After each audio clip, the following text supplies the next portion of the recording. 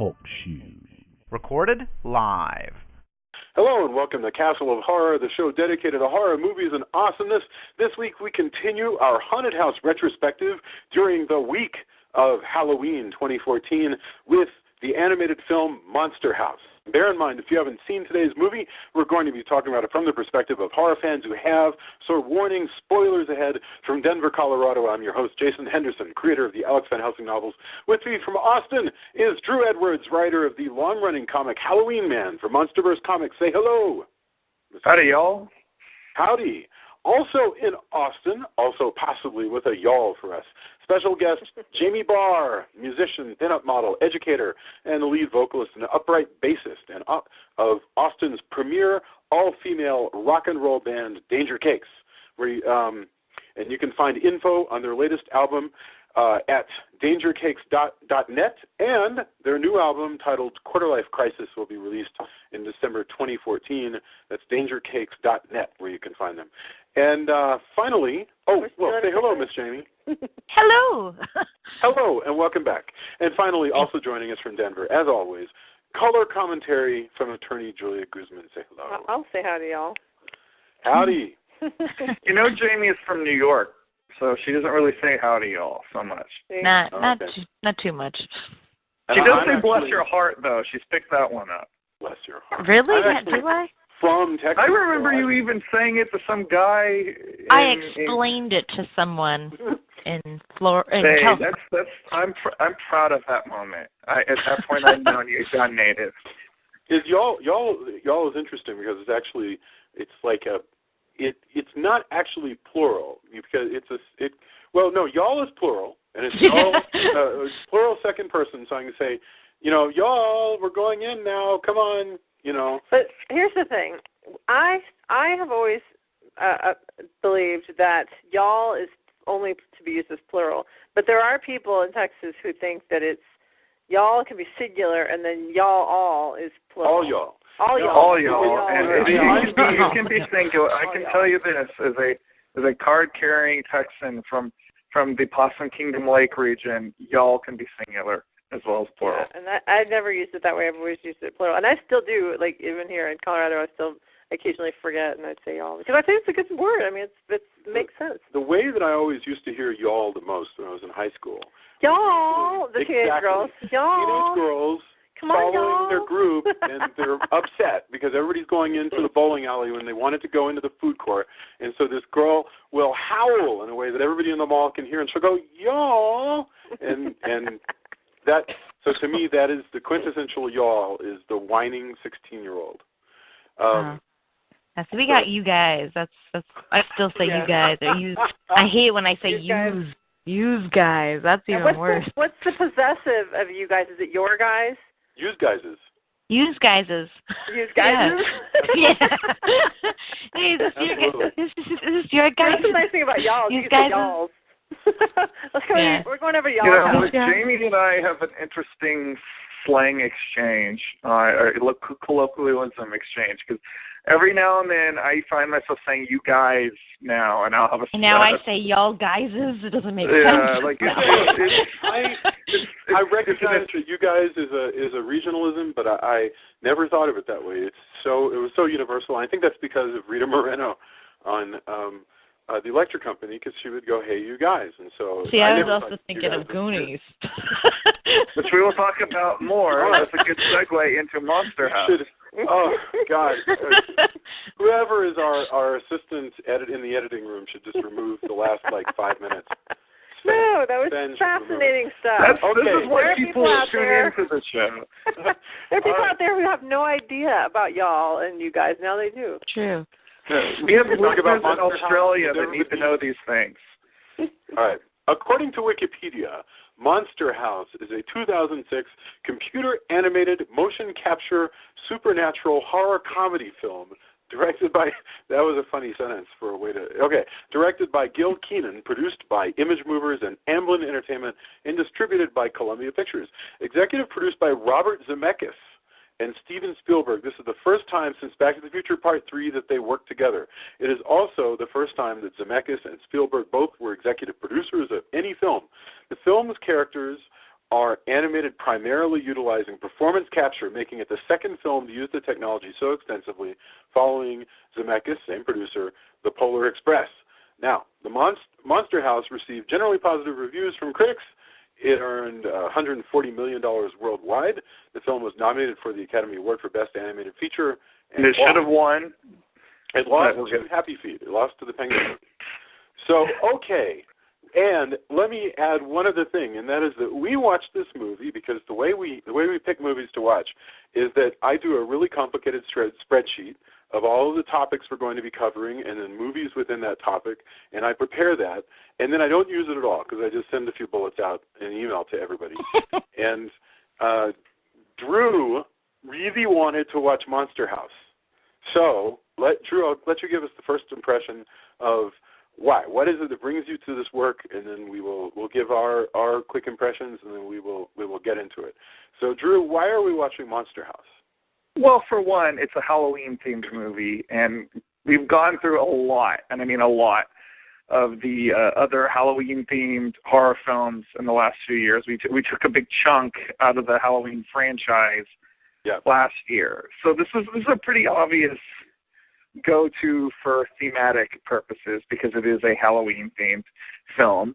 It's a type of film that I feel like is really important in creating new horror genre fans. I think, this sort of gateway into, more mature horror films.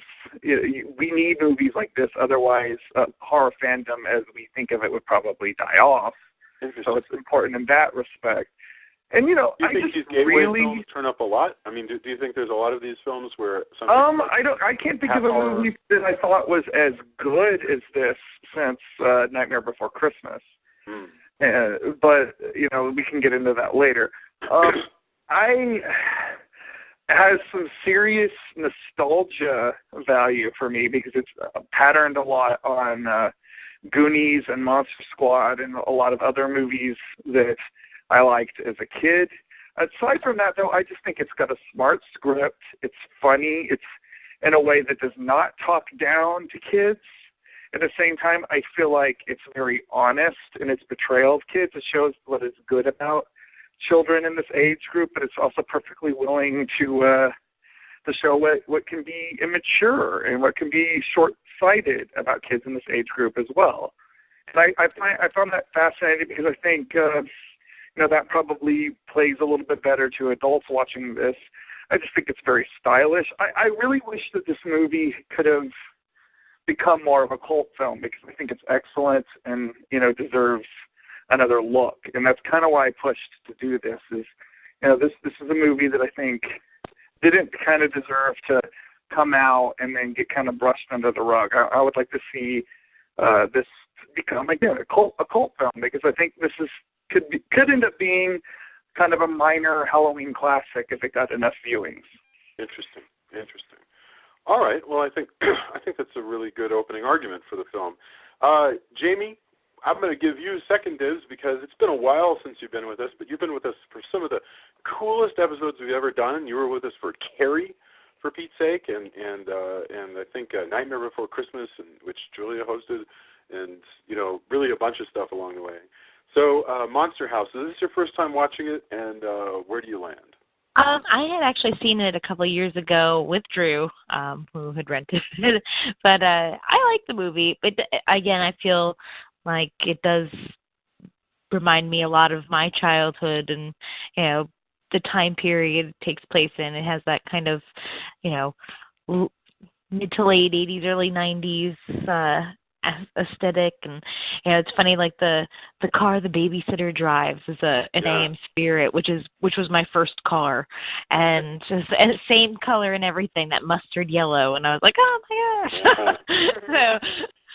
so it's kind of funny, but but I did like the movie. I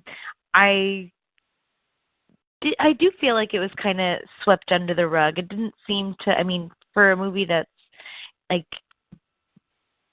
received so much critical acclaim, you don't seem to see as much with the merchandising and all that jazz as you do with all these other movies, you know. Yeah, you go to a conference, you don't generally see people wearing a Monster House T-shirt, you know. No. Well, maybe you do. I mean, maybe at Housecore there were a few. But I sure didn't see them, but yeah. Right. Yeah, I can't imagine that would be the one that the metalheads would. Well, you see plenty. I saw plenty of A Nightmare Before Christmas. Yeah, Nightmare Before Absolutely. Christmas. Come on. That's made That's a real little connection. different. I mean, All right. there is a little bit of metal in like, or I should say metal. It's kind of a little more. It's a little metal-esque. The babysitter plays in that one part of the movie in the beginning, you know, but it's almost like hair metal. She's also playing Olivia Newton-John. That's the hilarious thing. I don't remember what song she was playing, but it was like The Gift to Nowhere. Oh yeah! What? Oh my God! What a randomly. I mean that's. I mean, I tend to think of anything from that period, Olivia, as being very, very. I don't know. It's not obscure, but you would have to go back to 1985 to hear any of that stuff. Seriously, you know, like Suddenly by Olivia Newton-John, all that stuff. Thank you, Jamie. All right, Julia. So you watched this movie. I don't know if you had any understanding of what it was before we actually started playing it. No, I didn't even know it was animated. I was like, okay, what are we watching here? And it's like, it's an animated movie. That happens blah, every blah, week, blah. by the way. That's Yeah. just sort of, yeah. I just kind of trust blindly, blind faith. So I didn't like it as much as you guys did. I definitely think Happy Feet is the better film of those two. I didn't see Happy Feet. Happy Feet is Happy awful, Feet. but I'm not going to devolve into that. I love Happy Feet. So this was okay. I mean, I guess I like the motion capture. I like the fact that they use the what do you call the 3D motion capture technique? What do they call the things that they put on them? Mocap suits. Yeah. That was really pretty cool because you really did get a sense for the actors as they're, as the characters moving around. But I don't know. I don't love it. I mean, it's just kind of silly to me. And, it's funny. I found myself saying to my daughter this morning, I was like, this is going to sound ridiculous, but I found it really unrealistic that, it's like, ... but for that. I'm like, that the house would walk around and nobody would notice. Like, it's Halloween and everybody's trick-or-treating, but nobody even noticed that the house is walking around and then blowing up and all this stuff at the end. I don't know. There was just stuff like that where I was kind of like, I don't know. I'm not really buying this. But the kids are really adorable. The relationships, that was really cute. So there was some good stuff about it. So, all right, very good. And you raised some of the issues with the film. So my quick feeling about it, and then we totally should get into it, is I did like the way the kids are presented. And this film basically is about these two kids who are across the street from a house that they imagine to be haunted, and slowly but surely, some very unusual things that you don't normally see in a haunted house movie happen. I think the movie is full of surprises. And I think the first thing we should discuss is how this fits into the haunted house universe. I like the way the kids are presented. At the same time, I was a little thrown off by the variation in the tone. Like, for instance, on the one hand, it's this almost Toy Story kind of funny, observant adventure film for young people. And yet at the same time, it's not really for young people because there's substance abuse and there's language and there's I always maintain that that's what makes us better because it doesn't sugarcoat things. It doesn't talk down to kids. And when I was a kid, I hated movies with any sense of condescension. I wanted something that would, this isn't full-on adult-level stuff. No, you're absolutely right. You're right. It treats kids as smart as they can be. And like I said, if this had come out when I was the age group that this had been targeted towards, I definitely would have appreciated the honesty of this movie. I agree with you. The part that one of the central conflicts of the thing is that you've got these boys who are just on the cusp of and this will be another topic. They're on the cusp of leaving childhood behind, and what exactly is it? How do they define themselves? They've got this babysitter that they don't really need, and the babysitter has a beer drinking, Rick Springfield hair wearing rock and roll loser that the babysitter is totally in love with, and he's totally cruel. I mean, he's doing mean things to their stuffed animals, and he's drinking beer and throwing bottles around. And I found myself really uncomfortable with this stuff. I mean, I don't know where. But it's so different from what's his name on? Is it Biff that's on Back to the Future? You know, there's always, or in Weird Science, there's always the big brother character that's a jerk, and the friend, the friend of the big brother character. You're talking about Chet. And I feel like the whole character was a call back to that kind of 80s movie archetype. I think that's true. Anyway, my point is, so I don't know where I land. I mean, I agree that it makes it unusual that it's presenting this sort of ugliness that these kids have to suffer with. Because I know that these parents would be very upset if they were to find out that there's this strange kid in their house, tearing stuff up, throwing beer bottles around. I had a babysitter that was like that as a kid, though. Shout out to Catherine O'Hara and Fred Willard as the parents. They're so awesome. I love them so much. They're the comic girls. So let's get into it. And I'm not per se attacking the film. I'm saying these are some things that made me feel a little bit uncomfortable. Oh, attack away. I will be there with the Captain America. That's my opening volley. So, first of all, this is a haunted house movie. Very, very basically, you've got this creepy monster, Victorian monster house, literally, and I don't mean literally it's a monster, I mean literally it's that kind of house that is across from the kid's house, and they are basically, the young man, it's DJ, has been spying on this house and the old guy that lives there for years, and they just watch him through binoculars. And the old man that lives across the way is called Nevercracker, and he basically is treated like a sort of warlock. He's known to steal toys. He'll come out and yell at people to get off his lawn. But we as adults can see that he's just a really... He's also rumored to have killed and eaten his wife. Yes, right. Because his wife just has not been seen since they first showed up in the neighborhood. And all of that is shrouded in mystery and tradition. And so that's the kind of... And so the movie is going to be about how they come to explore the mysteries of this house across the street. So it's a haunted house movie. And yet, it's very different. It is not at all what I would expect from what ostensibly is a haunted house picture. Does anybody else want to weigh in on what makes this house? And you can go ahead and spoil the whole ending. I mean, what makes the house is? Well, I mean, it's in the title. The house is it's haunted, but it's literally, it's possessed. Yes, exactly. The house is possessed by the spirit of the dead wife, who is angry. Yes, and in the same way that ghosts in the we've talked about this a lot. We talked about it with the Changeling. Ghosts of even people who are wounded, hurt, good, whatever, when they become ghosts and when they start possessing things, there's a tendency for them to start going a little insane and do all kinds of mischief. Some of it downright evil. But in the case where, Hell House was an evil house, all right, and Hill House was an insane house, this house is, I think, closer to the one in Hill House than in Hell House, because this house also appears to be pretty much insane. I love that it collects toys, by the way.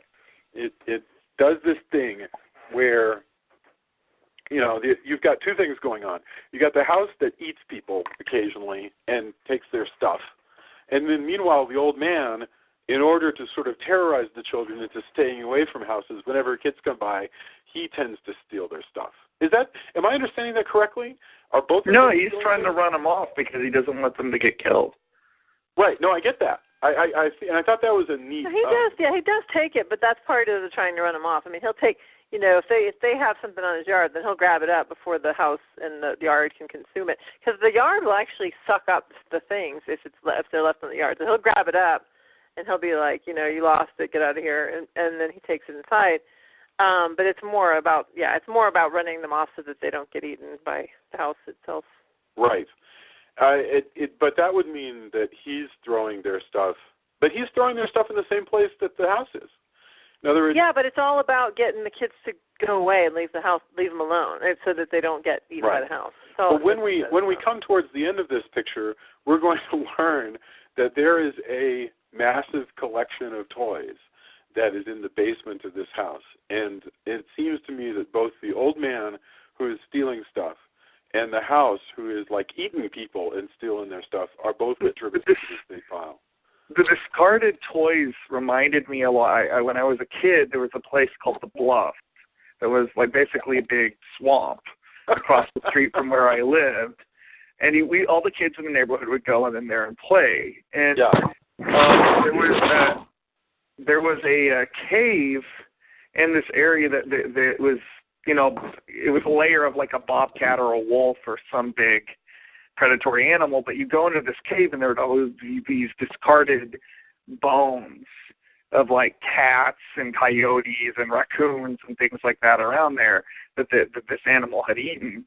And the toys reminded me so much of that. Like I thought that was like a great, almost like gothic touch to this. No, it's a wonderful idea. I mean, what was it called in we watched a Stephen King piece where there was this sort of scary place that it was an it where back in the 50s, the Barrens, yes, and everybody sort of, one of the things that people say when they react to that movie is that they remember that there was some place where their gang of local kids would go to that was someplace that's sort of vaguely unsupervised and vaguely dangerous, but that somehow they get to go to. And by the way, I wonder, that's something else that I'm not sure about is the way that these kids are being parented, which is clearly, by the way, in a time period that, like Jamie said, is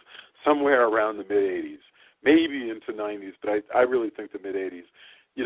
They don't have a lot of supervision, and it seems very in keeping with middle-class values of that period. Well, before we got on the call, actually, Drew suggested that it wasn't really any one time. It was sort of a timeless thing, so that anybody can relate to it. Because the cordless phones are a 90s thing, but the Olivia Newton-John thing is an 80s thing, and the cassette tape. It's just there's all kinds of different pieces to it. Well, yeah. So what? I think they were more trying to invoke the feeling of the cinema of a specific time period, which all the movies that this movie itself is influenced by are from. Yeah, because like the Chowder, the fat kid that our main hero hangs out with, Chowder wears brown corduroys. It seems to me very like late 70s and early 80s.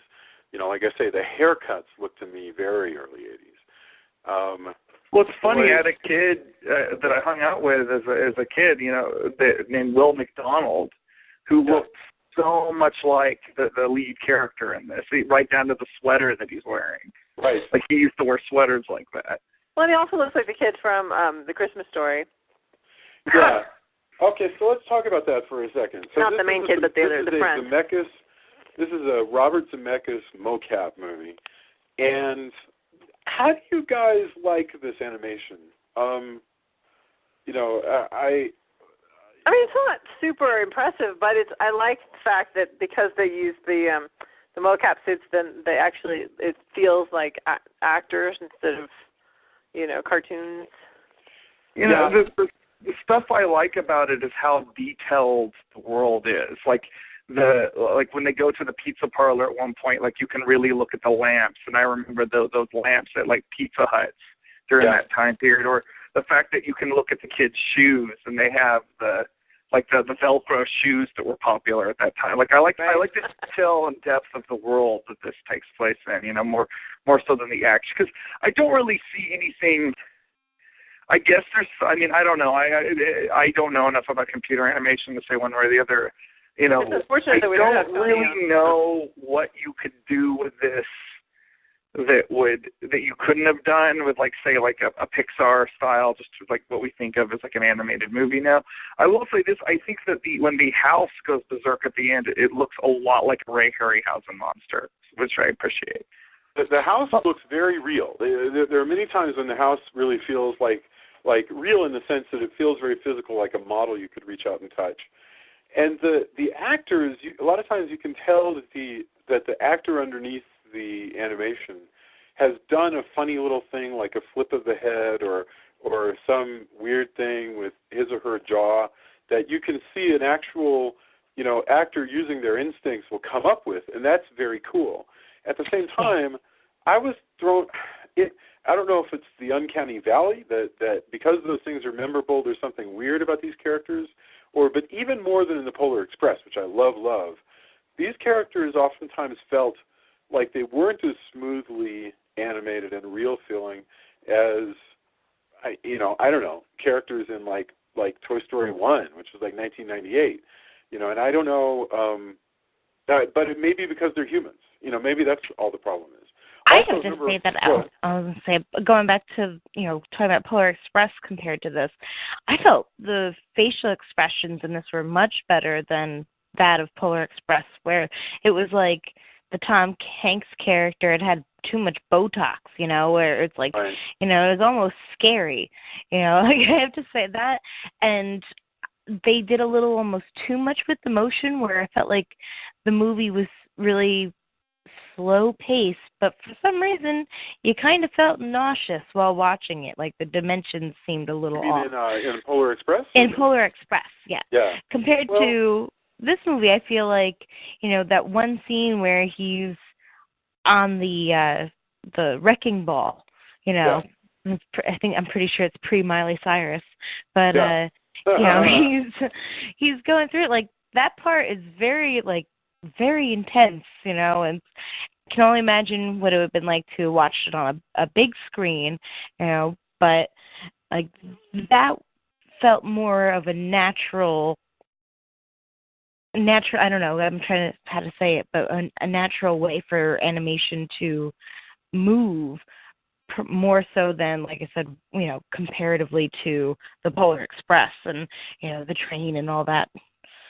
So I don't know. I think for me, with Polar Express, so much of that movie takes place in like firelight and darkness, which has this tendency to sort of hide some of the weirdness of watching humans that have been animated. But this is probably, seriously, as with everything we discuss, I'm sure there's a lot of judgment call in these things, you'll either, I guess the bottom line, since there's a disagreement here, I think the bottom line is you'll either dig the animation in this movie or not, It'll either, and by the way, it's brave for them to do humans, because the fact is if they had made these into, I'm going to make this up, if they had made these into like a family of beavers who were going to break into a haunted house across the street, anthropomorphic beavers, we would not be troubled by the uncanny valley, and you would more readily just sort of accept the way that they move. I will say this, I kind of wonder what you talk about Polar Express a lot, and this movie is part of the legacy of that, but I kind of wonder, we're now seeing mocap used more and more and more. Obviously the last two Planet of the Apes movies, and, just this week they released the trailer for the second Avengers, and you have, the title character Ultron, which is a mocapped James Spader, and it's funny how they've kind of gotten away from doing quote-unquote animated movies in this style, almost like that was like an experiment that they tried to move on to doing these, photorealistic, they'll probably get back. Ultron in that trailer looks almost like an Alex Ross painting. I agree, and they will probably get back to, that's a really good observation, by the way. It does, it really does.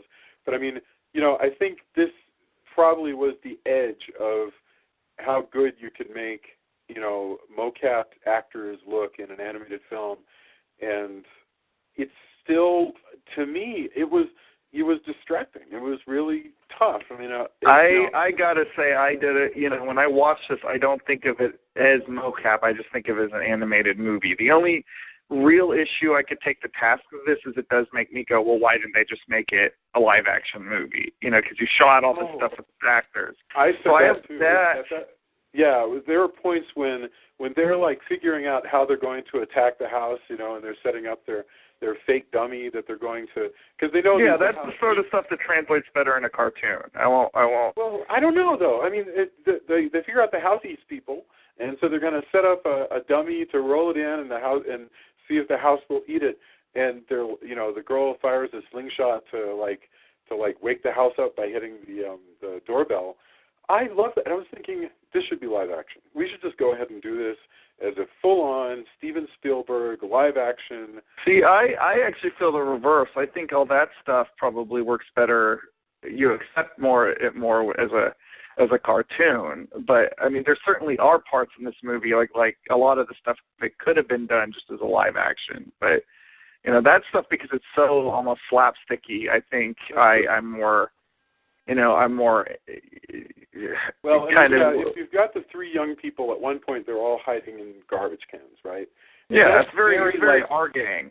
That's very right. It's very Three Ninjas, you know, and you know, you are in a level of silliness, but it's not like movies don't go there. I mean, you know, those kind of movies. I know. I'm just saying, like, I think I tend to be more my adult brain tends to be more forgiving of that stuff in animated movies than it is in live action. No, it's very interesting that you would say that there are some kinds of slapstick that if it's in an animated picture will go, it just goes right past us. That's just part of the universe. Whereas if it were in, you know, a real thing, if it were Tom Hanks, if it were, you know, Renee Zellweger or whatever, we would stop and go, well, that doesn't seem to make a lot of sense, which is hilarious because, of course, it's all make-believe. In theory, there's no... Well, yeah, and we're watching a movie about a house that eats people. Right. Well, I mean, but, okay, I'll give you an example. Like, if you think of Robin Hood, Prince of Thieves, right, which came out 1 billion years ago, that's a live-action movie, big Hollywood picture about Robin Hood. But there are points when they do things like, you know, they jump off of a building and they jump off a castle and they hit an awning and they bounce and they wind up in a bunch of hay. And in a live action picture, you can't forgive it. It's just too crazy. It's too absurd. But there's a lot not to forgive. Yeah, if this was a live action picture, it would be like the Little Shop of Horrors. I mean, it would be really, really silly and fun. You know, I mean, it couldn't be. Well, thank you. Well, it would still be. I mean, if they were still going for the same like retro vibe, it would be very stylized. The monster is ridiculous. I mean, there's no way. You know, that the way that the monster is in this movie, it's, you know, it's using this like like, you know, whatever you call it. You say that. Anyway, say that, but I think a house attacking somebody could actually be terrifying. Because you think about you think about the immenseness of a house. You know, being a tiny little pushy person. If you have a house attacking somebody like a regular haunted house would do, but the way this one does it, it's just so ridiculous that it would Julia, but this movie's supposed to be funny, so that's okay. But let me throw an example out. Okay, I remember Freddy Krueger. Freddy Krueger in one scene in one of the Elm Street movies. The girl's got a phone, and Craig he goes, "Let me give you some tongue," and suddenly this like rubber tongue like comes out of the phone, is like licking her ear. Exactly. It's so crazy, but it's wonderful, and it's icky, and everybody in the audience goes, ah, you know. And so you can get away with a lot. I mean, if you just establish this is the tone of the picture, and we're going to be super crazy. Right. It can still be terrifying. The monster in this is still scarier than the monster in Sinister. I disagree. I still really like that, but. Look, you're exactly right. They could have done this as a live-action picture, and I would be fine, Julia, with this house getting up on its whatever weird, like branches. They use tree branches. Right. getting up on its weird tree legs and crawling around the neighborhood. It's absurd. It's absurd. That part really bothered me. I actually really liked the part where, up until the point when it seemed like there was some kind of magical field around the property that they had, so that if you just went on the other side of the sidewalk, you were safe. And then suddenly that rule doesn't exist anymore, and the house can just get up and walk around, and nobody's It's not that you're safe. It's not that you're safe. It's that it tries to camouflage itself. He was going to blow her up, so she didn't care anymore. I know, but I'm saying I liked it better when it seemed like it was something magical about the lot. That they bought this lot. I mean, fair enough. I mean, if you want to fan wank it, you can easily say because they destroyed her grave, she was no longer trapped. Yeah, or that she particularly is angered because they've revealed the secret. Because the story plays like a lot of haunted house stories, and it's going to be about revealing the secret.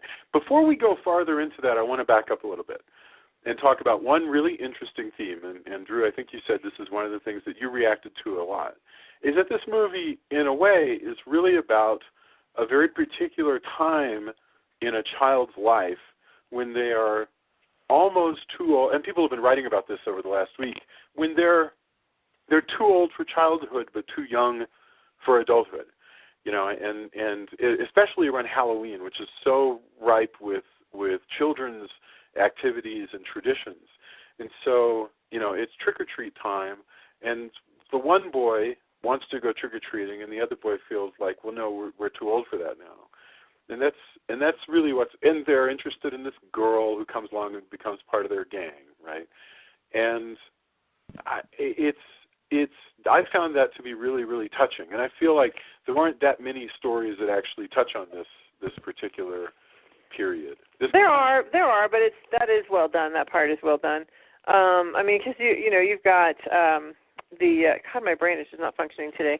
The movie, the one with the kids that are at summer camp. What's it called? With the Wes Anderson movie. Meatballs?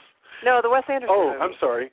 I don't remember. It's a Wes Anderson summer camp. It's like Bill Murray. It's a Wes Anderson. What, babe? The Moonlight. Oh, what's it called? Moonlight Kingdom, isn't it? Yes. Moonrise Kingdom. Moonrise Kingdom. Yeah. Yes, okay. that one. Movies like that where they're exploring. I think there are plenty of them, but I think it's important to keep doing them because everybody's going through this. Every universal thing. It's a universal thing. Yeah, exactly. Yeah, and I think this movie does pull it off really well, particularly with Halloween being the backdrop. I mean, I remember being I was Chowder. I was the one who was like game for Halloween up to the point where it was embarrassing. You still are. Yeah. But I certainly also remember kids going. There's the weird in between kids who go trick or treating, but they don't wear a costume. Yeah. Because that's a step too far. Well, I read a really heartfelt essay about that this week. She was like, my son wanted to go trick or treating, but didn't really want to admit it. And then at the last minute, he and his friends decided to because they realized they just didn't want to miss out. And it wasn't about, I'm going to go terrorize my neighbors and I'm going to get candy. It was about, I don't want to miss out on this, and I didn't want to admit until tonight that I'm going to. So I'm going to throw together whatever I can, anything I can, so I can take part in this ritual. That, to be honest with you, is such a lovely and sad thought that I'm really moved by it. And I hope a lot of people read it. Because, generally, I know among us grown-ups, there's this tendency to just sort of be cruel and go, I'm sick of these 6-foot kids coming and take my kid. People suddenly become Ebenezer Scrooge. Well, you say cruel, but very few of us actually turn the kids away. I mean, most of us would just complain behind the closed doors. There's not a whole lot of Nevercrackers out there in the world. No, that's true. But it's funny how this is... And even Nevercracker isn't really that guy. Right. Which is an interesting thing. Yeah, well, this is where the movie gets into I'm thinking of To Kill a Mockingbird, which is also a coming-of-age story where she realizes that Boo Radley, the hermit down the street, is actually a very wounded man who has lots of real human problems and issues that she, as an actual person and an actual member of society, can actually help with. And that's what's going on here, is that we find out that Nevercracker has problems. And this is a fantasy film, so it's going to go more wacko than Boo Radley. But he has, and his problems are actually the mystical secret of this freaking house, which is really, really crazy. Can I just interject one moment with yes. I just don't. I understand, suspension of disbelief and whatnot, but I feel like we can't just gloss over the fact that he builds a house on top of his wife, who's So turned in cement. Like, how is that legal? How is that okay? What's the secret of the house? Well, how is it not legal? I mean, who's going to bury her somewhere? People have to be buried. People cannot. You can't just keep someone in your house. She's buried in the house. Like, is that why she's haunting the house? Is it because she's just left in the cement? Yeah. Okay, she's in cement. We've skipped ahead. I want to. So how? Well, what's the deal? He meets the giant lady from the carnival. Circus, or the circus. And he falls in love with her. He likes her. He falls in love with her. He takes her home. They get married. They build. Well, it's actually a really sad scene. Like, he sees her in the circus. There's kids to throw eggs at her. Yeah, he comes to her after her show's by the way, over. This is some rough stuff, man. This is like straight out of like Universal Monsters 101. Like, this is tragic backstory. Yeah, but what's weird is that this is not a person with feathers or missing arms. This is a fat person. Yeah, she's the giantess. She's a circus fat person. She's not just a person. Well, agreed. But I mean, she's kept in a cage, and that's very sad. Yeah, no, I know. That's what I'm saying, is that this is an extraordinarily, I thought, very, very disturbing. I thought that was weird, And, kudos to, Steve Buscemi. He sells a lot of this stuff with just essentially his voice, like that. Can I take you away? I can take you away from all this. It's a simple line of dialogue, but, like, it really, I don't know, like, that stuff really is. It is. It's very, very moving. It's very, very strange. So, and it's Kathleen Turner is the woman. So they, but what could have been a really interesting other kind of story about whatever kind of crazy adventures they're going to have together, that's not how it goes. She's too wounded psychologically to deal with the outside world and with the angry, mean people of the neighborhood. So she, in a freak accident, gets entombed in a bunch of cement. It's not a freak accident. There's kids trying to egg her at their house on Halloween. The freak part, though, is that she accidentally spills all the cement on herself. Right. She trips into a hole. She grabs the lever. Swing, and she grabs at an axe and, like, takes a couple swings at the kids, who are nowhere near her. Yeah. Like, I know, Drew, you were saying that you found that disturbing, but the kids, she was doing that to scare them away. Well, like, there's a certain, I find it disturbing, but I'm glad it's in there. Again, like, I like the fact that this movie doesn't really sugarcoat too much. It's not gruesome, but, as a horror story for kids, it's still, it gets a lot of classic horror in there. Like I said, even the character of Constance, it's a very, classic Universal monster kind of backstory. And, I really appreciate that. And I think of kids first kind of discovering the horror genre and, saying, okay, this is what I like, that this would be a movie that would point them in the direction of good stuff instead of, like, say, Twilight, which will push them towards crap. Like this has got so much good stuff going through its veins. Well, I just still think it's pretty creepy that, he didn't call the police or have a real funeral. It is creepy, but it's creepy in the right way. Well, it's kind of like that movie. You know the movie What's Eating Gilbert Grape? Do you remember that movie with Johnny Depp?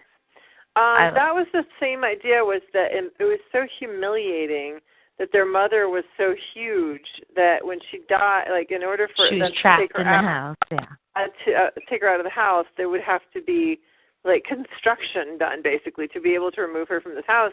And it was so embarrassing and humiliating to the family that they were like, let's just avoid that whole thing. It's going to be a big scene. Everybody's going to laugh, and it's going to be. I don't like think Nevercracker is humiliated by her size. I think he's still I there don't think because he's he loves personally her. humiliated, but it wasn't about that. It was about her being, like, her memory being humiliated. So I could kind of see that he might be like, rather than have a big production of removing her from the house, let's just leave her here. She'll be my. She's already. I mean, she's not going to smell because she's in the. Clearly doesn't. I just think he wanted to be near her. I mean, he built that shrine, and he loves her, and he misses her. Yeah. I'm really just saying that can't be legal. People have family plots. Well, yeah, I don't know in the law cemeteries. Look, if you're building a building and you fall into a column, to my knowledge. I mean, no. Jamie's right. You only leave. No, Jason, you only leave the person in the cement column in your building if you're a mobster. Yeah, like that. I mean, that's like the Great Wall of China we're talking about. We're not talking about Miss Little I say it out loud. guy in suburbia. Yes. The thing of her being in the cement is this is a ghost story, and that is in its way again very ghost story, very it's. Not the right time period, but very Edgar Allan Poe. I can't believe we're talking about, like, in other words, This is why I'm saying this is a good movie. We are able to go there because these people who put this movie together put that kind of thought into it. Yeah.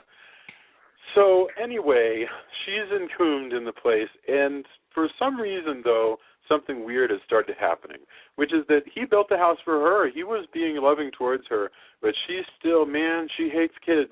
And so she has started eating people who wander into the neighborhood. And so the old man has started defending, for 35 years, he has defended 45. the neighborhood. What is it, 45? He says 45. Holy mackerel. So he's defending people from this house. And and that's, so then this guy who was the bad guy becomes more an ally because he realized the bad guy is the house. But what's sad is that the house is just insane. The house isn't evil. It's just that it has the warped spirit of this woman who is hurt. And I don't know what evil is, if that's not evil. I think it's a little evil. I mean, maybe it's gone evil. No, I can tell you the difference. In Hell House, the Belasco was evil, okay? And that house was but the thing is, the only reason that the house maybe doesn't qualify as evil is because they wanted a PG rating. So it says in the IMDb that to get the PG rating, they had to have the victims that were eaten be able to come back to life at the end of the credits. But if they hadn't come back to life at the end of the credits, that is an evil house. It's killing these people. However, they unkilled them. That is my only issue with the movie because I feel like that's the only point it talks down to the audience. But at the same time, I've worked my way around it is that she just hasn't fully digested them yet. Because obviously, judging by the is killing people. No, I still think it's like. You know what? Yeah, I'm. Go ahead. I'm with Jason on this. I don't think this is a wounded. This is a person that's comes, as a circus freak that has come out of that kind of background and is nursing some pretty deep psychological issues. So when do you cross over to evil? Do you have to have had evil has a psychological trigger? It's the Frankenstein's monster thing. I don't think of Frankenstein's monster being inherently evil. What's evil? But once again, it's deliberate sadism. Deliberate sadism is evil. Those people, deliberate sadists, are also screwed up for something that happened to them at some point, or because their brain is wired wrong. Hang on. So once again, Hill House versus Hell House. All right, in Hell House, Belasco, definitely evil. This was a guy who was completely into absorbing energy from his sadistic tortures of people. Whereas Hill House, that house was just crazy. But what I'm saying is to select people. No, because even people who do horrible, evil, sadistic things have had a trigger at some point, or they have brain tumor, or they have Larry Talbot from The Wolfman evil. I'm saying if there's evil, this is it. Is what I'm saying. Well, no, but I mean, answer my question. Is Larry Talbot from The Wolfman evil? You watched both versions of that. I want to know. No, he's not, because he's... Okay. Well, then... You're talking about Larry Talbot versus The Wolfman, Drew. Right. Larry Talbot is really sad about what is happening to him and what's going on. The Wolfman is a wolf. He's But I think this house what's might the word be I'm having looking for? a terrible Like, nightmare, you know? I mean, I think it's entirely possible primitive, you know? that the house is not completely aware of what it's doing. Well, that's kind of what Well, I'm it's not saying, is like you're suddenly you go from a human being to being made of brick and mortar. Yeah. You know, like you're not going to know how to. I'm giving her a pass. You know, I think she's the witch. I think she's the witch from any of the witch movies, any of the witch stories. It's just that she's in a house form. She's the Hansel and Gretel witch. She'll eat up the kids. Well, there is. You know, I have to say that backing you up. You know, I will say this, the way that she lures people is very cool. Like oh, here's your toy. Yeah, when you come over and get tight. Yeah. You know, but that is neat stuff. And it is very Hansel and Gretel. It's also very It. You know, we were talking about It earlier. You know, it is kind of shades of Pennywise the Clown. Talk about evil. Pennywise is super right. evil. But the difference Pennywise is evil. You will not get any argument from me. I'm still going to give Constance a bit of a pass because I feel like I feel bad. You know, maybe it's just me feeling bad for her. But it's almost as though. So let me throw out something else. I think what Julia is saying is that it becomes more problematic to call something evil the more we know about it. In other words, this gives the witch a backstory. This is a movie like if we had Hansel and Gretel, but for some reason it gave us 20 minutes of how the witch and Hansel and Gretel. Which is what Wicked is. Wicked is the explanation of the witch in The Wizard of Oz and how she became the witch. No, quite so. And you know, but the problem is that that's a more mature way of looking at things because it means you have to let go of the notion that something is completely evil. Whereas Pennywise, by the way, there is no backstory for. Yeah, he's just a demon. There's no. He's not this clown that was abused by his father when he was a kid. Right. He's just a demon. Well, there's a little more of a backstory right. in the book, but that's a whole that's backtracking all the way back to It if you want to get into that. Well, I should point out that Michael Myers fits the same way. We could much more easily accept Michael Myers as the Shape, capital S, when he was almost tabula rasa. It was this kid who went nuts and killed his sister. And in his case, I feel like that is a physiological problem in his brain. Like I think he's missing. He's missing whatever it is that makes you. You know, which is the difference between the sociopath and the psychopath? Which one's the one that doesn't? You lack empathy. Right. Anyway, yeah, he lacks empathy. He doesn't have. So that's a psychological issue. So again, is that evil because you have? It's like being disabled. Yeah. Except you're disabled mentally. I mean, is that evil? I don't know. But in the universe of folklore, the sensitivities you're talking about are often completely sloughed off, and we go back to a more primitive mindset that which is deviant is frightening and. Well, I mean, obviously, Constance needs to be stopped. Like, I don't think anybody would argue against that. Right. Like, I don't think that any of the actions taken against the house, even the extreme ones taken by her husband, are wrong. Right. You're right, and I just realized that what I just said. Suggests that in my version there'd be some sort of some professor character would go, no, this is fascinating. It's a giant house. We need to study it and learn. Well, they do kind of have that with Napoleon Dynamite's character. Which one is that? Which is the video game jock. He does get the Van Helsing dialogue here. Yes. That I like that. I like the fact that they go to consult with this pinball wizard who's at the at the pizza parlor, who gives them the secret of how they're going to defeat the house, which is to destroy its heart. There's good stuff, and I should also mention, we should get on to the end of because after they do an attack on the house where they try to put out the heart, they have this notion that they can kill the house if they can douse its heart, wherever that is, whatever central power point it has. And so they have that doesn't work out. The house spits them out. So, and then basically the house begins chasing them around the neighborhood, which is hilarious and funny. And so they have a really, really big sort of rousing finale in essentially a construction area in the neighborhood. And and that's all really exciting. I mean, and it's so great. It's very Hollywood-like. There's a moment when the old man gets the house's attention because the house is chasing after the kids, and then this brick comes flying out of from off screen and whacks the house on the back, and the house turns around and the old man has hurled a brick at it and starts trying to talk to it. All of this is really great.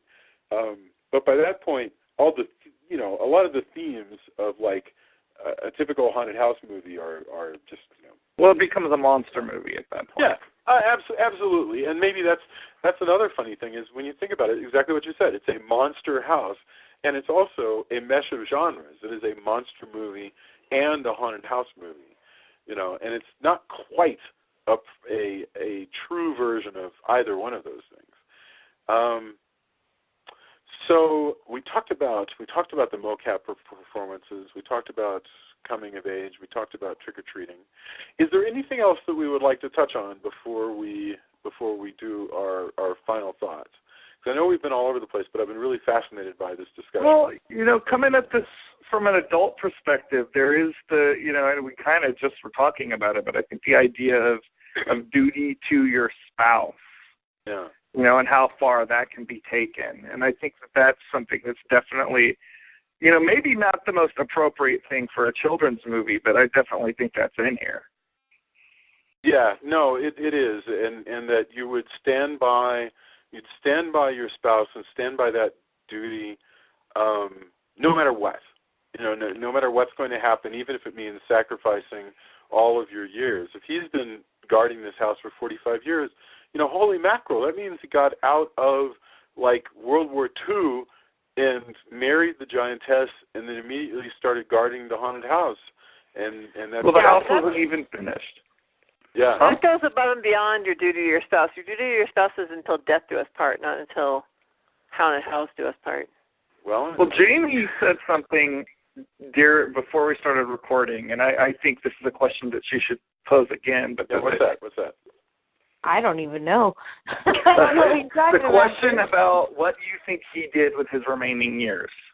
Oh, yeah. Right, now what do you think he did? What do you think he did, Jamie? Well, he seems, it's not, when he's talking to DJ, he's like, oh, well, I don't have anybody. That's why he, his excuse for not setting her free in the first place, he would be alone. And then there's that weird, awkward moment with DJ and the old man. He's like, you have me. It's like, that's not a really kosher relationship there, DJ. But right. This guy, I think once she's been set free, he gets he's all sad, and then he's giddy. So I'm thinking he probably went on a cruise. Yeah. Maybe he had some tropical drinks. I think he's like Wilfred Wilfred Mott on Doctor Who, where he, when he finally sees the point in leaving his home, and the next thing you know, this character left that show, and so the next thing you saw was they established that he was traveling because they showed all these postcards from around the world as he went to the pyramids and the Great Wall of China and all this stuff. I think you'll see something like that. Look, this guy's not dead. As long as he can scrape some nickels together. Which, by the way, we should mention is a surprise. Yeah. Because he actually has a heart attack, and then I love die. that. I just love that so much that he has a heart attack and they let you think he's dead for most of the movie. And then he comes back. Yeah. And that really was surprising the first time I watched it. It is surprising. It's a twist. We went right over it, but you're absolutely right. It is a true twist, that you do not expect that guy to walk out alive. So that was pretty neat. Jamie, this is the second time you watched it. What did you think about that? Well, the twist? So there's a heart attack. What did you for the first time did you watch this, were you surprised by that? The first time, yeah, I was surprised. But then, and then when I watched it the second time, because I knew it was coming, I made sure I looked at the old man's eyes as he plopped on the kid, and his eyes are actually open. And I thought about that, and I was like, now, has he stopped breathing? These are where I was wondering, it's the suspension of disbelief. So the old man's eyes are still open. If he's got one kid pinned, did Chowder suddenly run across the street and then call 911? Did somebody else see this happen? How come no one's parents were called? Yes. Other parents, there are. Well, we know that the two parents are off. These parents out of town. are not. Yeah, I understand that. But I would say if a guy collapses on your child, that's probably a reason to give the parents a call. Maybe one of the ambulance workers would have been like, I can totally hey, see there. not calling my parents. To be perfectly honest with you, if I was screwing around with harassing the guy across the street and he fell on me and had a heart attack, I can imagine doing a lot of things and calling a lot of people, but my mom is not going to be among them. But I would just think that wouldn't even be your call to make. That's a minor. He's not like an adult. He's not even a teenager. No one's going to call either one of these kids' parents. And then Chowder's father calls and is all angry. He's like, where's the kid? Because the kid didn't come home last night. Yeah. And he's like, yeah, sorry. I don't know. This does sort of make me miss the 80s when crap like that was kind of acceptable. Speaking of the 80s, you were talking about stuff we didn't cover. You wanted to touch on Goonies. Well, yeah. This drinks deeply of the Goonies well. So. Right. And I never connected to the Goonies. Now, I was 13 years old when the Goonies came out, and so I should have been more or less the right audience for the Goonies, but I just didn't. It did not connect with me. I think it may be that my sensibilities were a little too sweet for the Goonies. I mean, the Goonies is kind of ugly. I kind of felt like it was a little exploitative towards this horribly deformed man. I think that was one of the major things that put me off. Speaking of you, Scott. I'm talking about Chunk. I just feel like Chunk was exploited, Sloth is who you were talking about. Yeah, Sloth. I was really put off by Sloth and the Goonies just never. I understood by the rousing music and everything that I was supposed to be really moved by everything, but it left me strangely cold. And I'm alone in that. Every other human being, apparently, of my generation. Goonies never say die, Jason. Right. No, I get it. And I just, Except when they say that line. This is sacrilege, apparently. I mean, you don't like Goonies and you don't like Monster Squad. I don't know that we can hang out anymore. Right. No, Monster Squad, I think I just missed it. I think it's just a generational thing.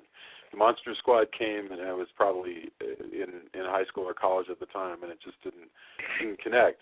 Also, I'm not much for, I don't know. I thought Monster Squad was perfectly adequate, but I don't know, that kind of comedy where the comedy is a little there's a little bit of expressionism going on where it's kind of the comedy's kind of in your face. How do you feel about Evil Dead 2? Evil Dead 2. Well, that's pretty broad. I think that's far broader than the stuff in Monster Squad. Yeah, but I like that. It's scary. It's good. And I felt sorry for the guy when he cuts off his hand. So I like it. All right. Yeah. Fair enough. Maybe I think you're wrong. Maybe I just don't like movies where kids are the lead. I don't know. I'm starting to think that because we're 3 for 3 here. So yeah. You like the Stand By Me? Yeah. I do. Well, I think that's another movie that this movie owes a lot to. So fair enough. I do. I like Stand By Me. It's true. I'm trying to think of any other movies that have a child lead. The only reason you don't like The Christmas Story is because it brings back traumatic memories for you. Absolutely. That kid looks just like me. That kid could be my doppelganger. He's like 12 or whatever it is in like the 40s, and I was 12 in the 80s. But yes, that kid is identical to me, and there's all the same. I think the thing that makes me most pained watching him and that makes me most uncomfortable is not. It's the earnestness. It's the fact that he means so very well, and his dreams are so very big that it hurts me deeply to watch it. Jason, I still want to give you a hug right now.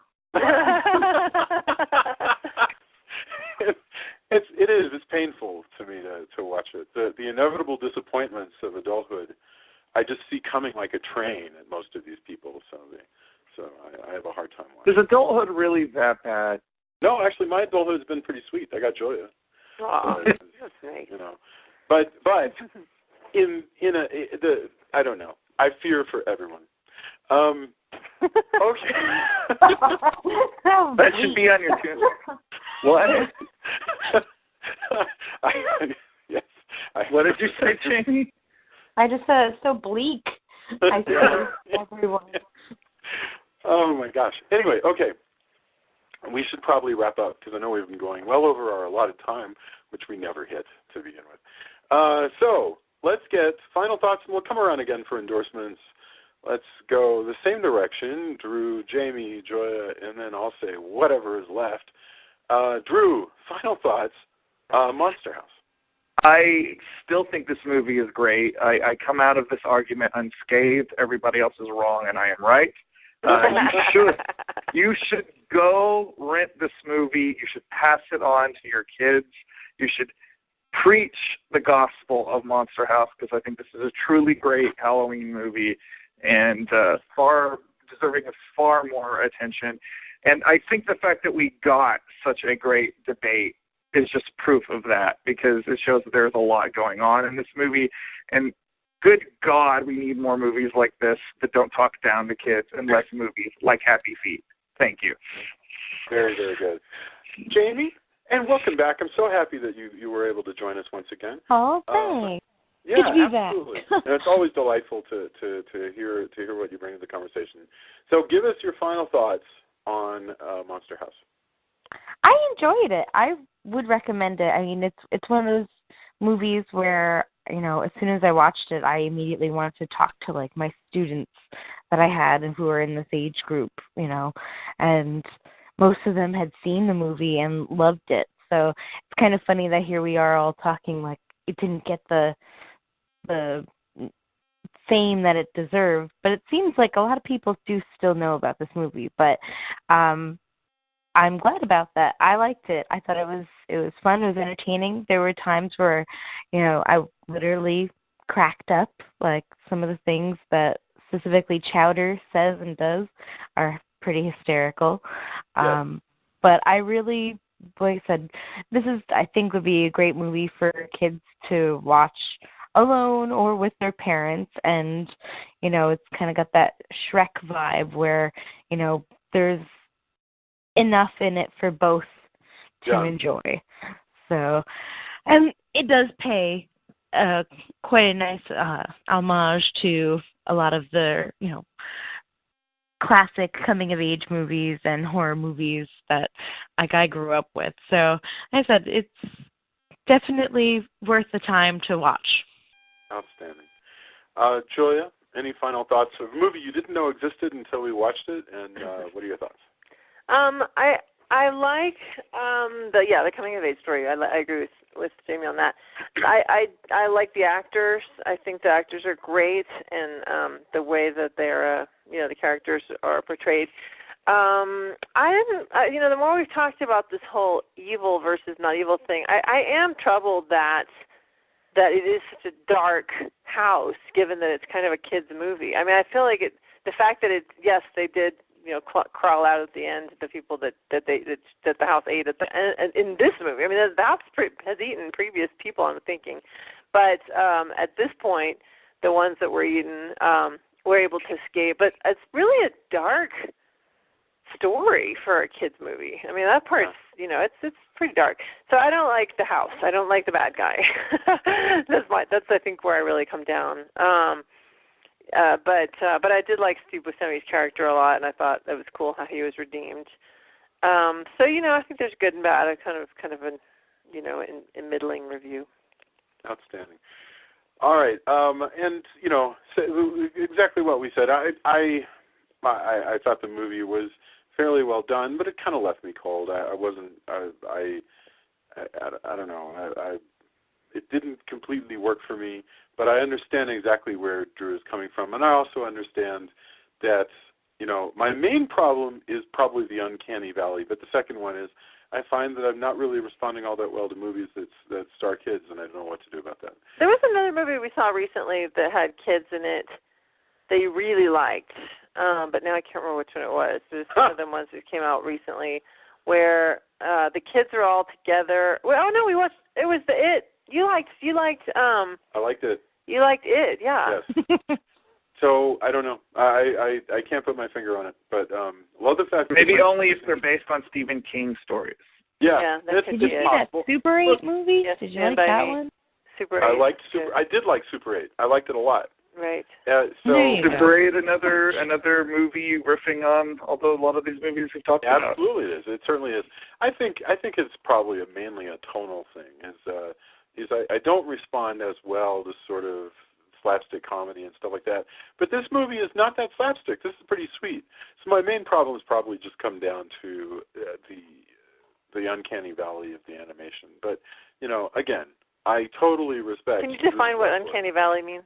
Uncanny valley is where something is so close to realistic that its differences from realism are unnerving to watch. Mm-hmm. Whereas, so if I make something an animated bear or an animated toy cowboy, you expect those things not to look very real anyway. So if they move around, the fact they move around like people becomes amusing, and the differences from how they move with people, you dismiss it because it's a toy.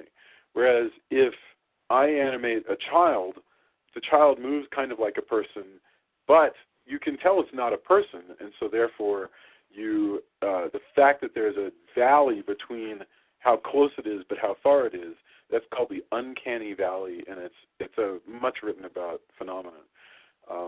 And it's one of the major problems people had with Polar Express. Although we talked about Uncanny Valley a lot during the Harryhausen retrospective. Yes. Mm-hmm. Yeah, that's right.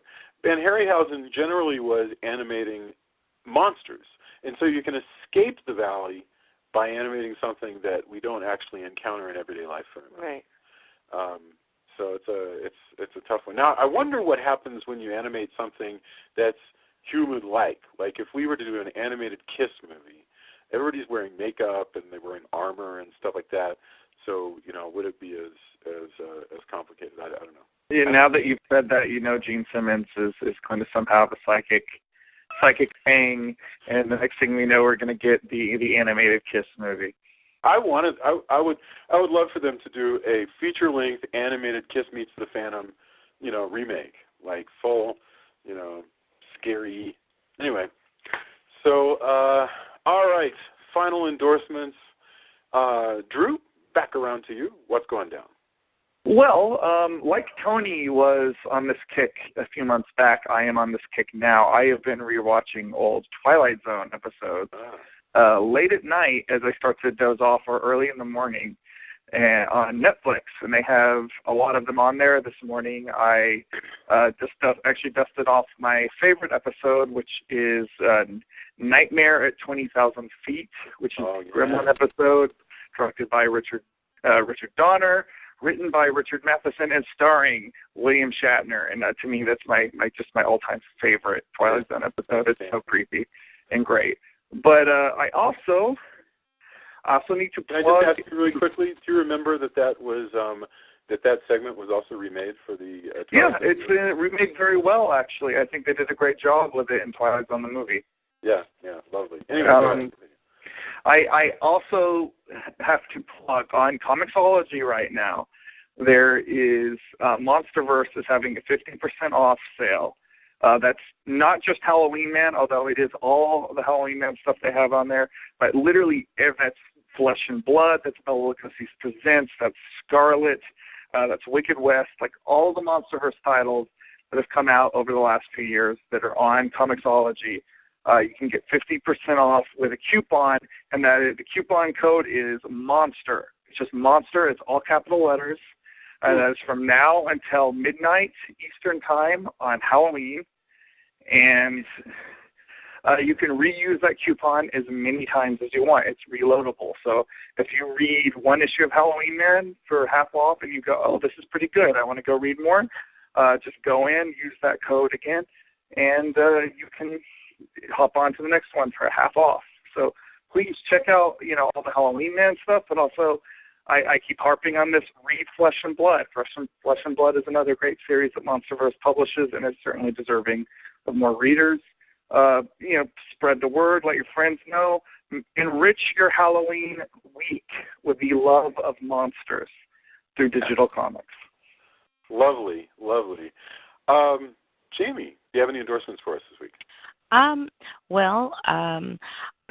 As you guys know, I'm really into the whole nonprofit sector of things. I've recently become a board member of the Girls Rock Camp of Austin, and Girls Rock, say that again? The Girls Rock Camp of Austin. Ah, okay. Yes, and I'm also the senior educator for the nonprofit Kids in a New Groove, providing music lessons to kids in foster care. Well, this weekend there is also a benefit for a nonprofit organization called Leap of Joy, and they are a great nonprofit here who provides basically dance, music lessons, theatrics, all sorts of theatrical type things to children who are in underprivileged neighborhoods. So they actually go to schools and offer an after-school program.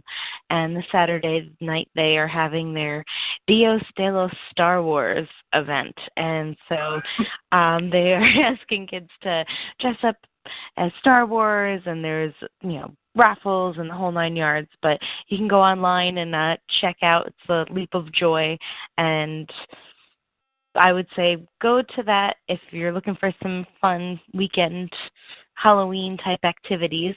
I believe that's fun for the whole family. And if you're not doing anything Sunday night, it's also Dios de los Karaoke, and I will be the host for the Rockabilly Rock Out at Spinners Live in North Austin / Pflugerville area. So, come out and hang out and sing some songs and get your picture drawn, and Jeremy, have some good time. Jeremy, who was a guest host during the Exorcist series, is going to be doing his famous zombie caricatures at that. Excellent. Okay, Julia, do you have any endorsements for us?